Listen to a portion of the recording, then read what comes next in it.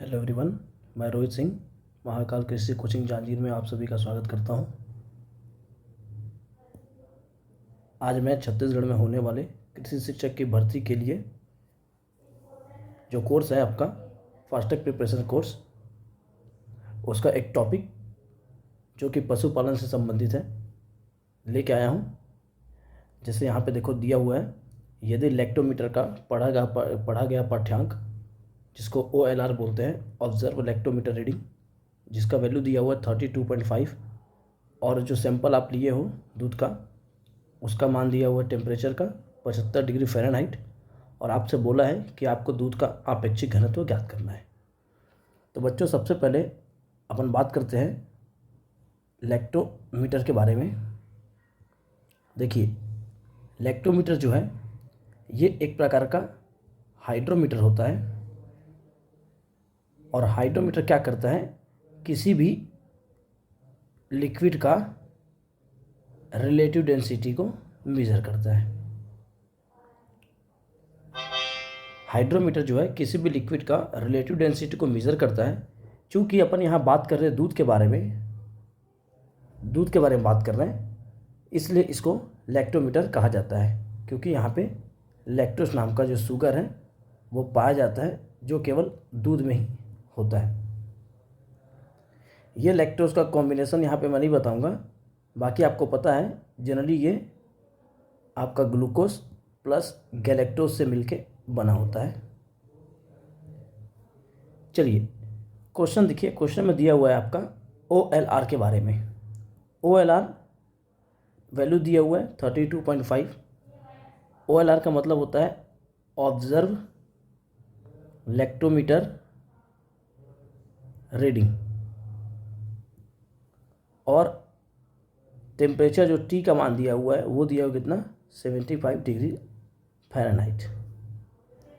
बच्चों, यहाँ पे आपको ये जो निकालना है आपको रिलेटिव डेंसिटी, इसका फॉर्मूला क्या होता है। देखो बच्चों, ये होता है 1 + CLR डिवाइडेड बाई 1000।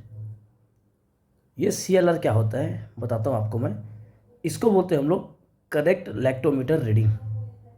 जो CLR होता है उसको हम लोग बोलते हैं क्या, करेक्ट लैक्टोमीटर रीडिंग। यहाँ लिख देता हूँ आपके लिए, CLR बराबर होता है करेक्टेड लैक्टोमीटर रीडिंग।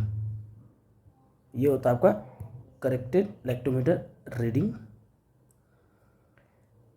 जब करेक्टेड का बात इसलिए किया जा रहा है क्योंकि देखो, जो लैक्टोमीटर जब आप इस्तेमाल करोगे नमूने के अंदर, तो वो क्या होता है, उसमें ना कुछ दूध जो होता है ना वो आपके मशीन से थोड़ा ऊपर उठ जाता है, तो जो रीडिंग आता है वो करेक्ट नहीं आता।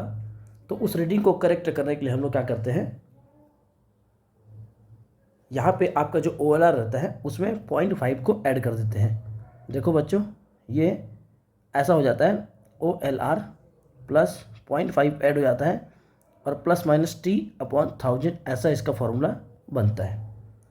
ये है इसका मेन फार्मूला आपके RD के लिए।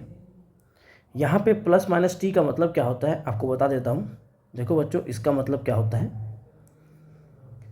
ये जो आपका RD का जो मान होता है, जो RD हम निकालते हैं वो निकालते हैं हम लोग कितना में, 60 डिग्री फ़ारेनहाइट या 15.5 डिग्री सेल्सियस तापमान पर।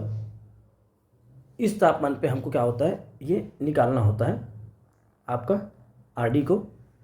और यदि अगर तापमान आपका इससे ज़्यादा दे, मतलब अगर तापमान आपका 60 डिग्री फ़ारेनहाइट से ज़्यादा रहे, तो हम हर 1 डिग्री फ़ारेनहाइट के लिए आपके T में, जो ऊपर जो फॉर्मूले में जो T है वहाँ पे हर 1 डिग्री फ़ारेनहाइट के लिए हम क्या करेंगे, प्लस करेंगे 0.1 को।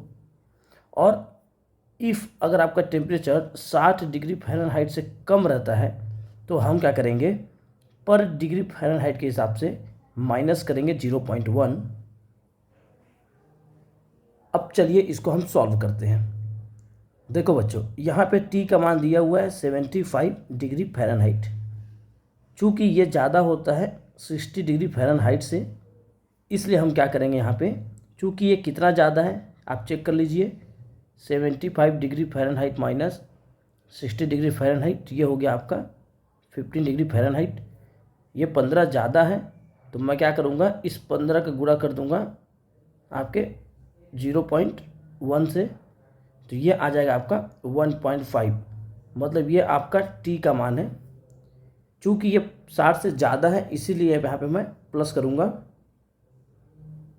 अगेन इसको आगे सॉल्व करते हैं। देखिए आरडी के फॉर्मूले के अकॉर्डिंग ये होता है 1 plus OLR plus 0.5 plus T. अब यहाँ प्लस टी क्यों, क्योंकि ये 15 से, मतलब 15 जो है आपका ज़्यादा है आपका 60 डिग्री से। आगे ये हो गया 1000। अब वैल्यू पुट करते हैं। 1 प्लस OLR का मान देखो कितना दिया हुआ है 32.5, यहाँ पुट कर लीजिए, प्लस 0.5 प्लस 1.5 डिवाइडेड बाई 1000। ये 1 प्लस ये कितना हो गया पूरा जोड़ के, ये हो गया आपका 34.5 अपॉन 1000। आगे इसको अगर मैं डिवाइड करता हूँ आपके 1000 को, तो ये हो जाएगा 0.0345। अब दोनों को ऐड करने के बाद आपको मिलेगा 1.0345। ये हो गया आपके आरडी का मान, ये है आपके आरडी का मान।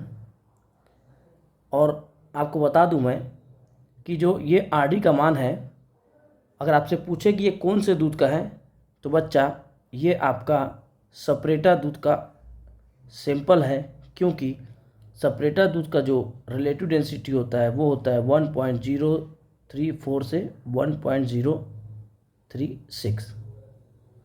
तो यहाँ से आपको समझ में आ जाएगा कि ये सपरेटा दूध का सैंपल है। Thank you so much guys, फिर मिलेंगे अगली वीडियो में।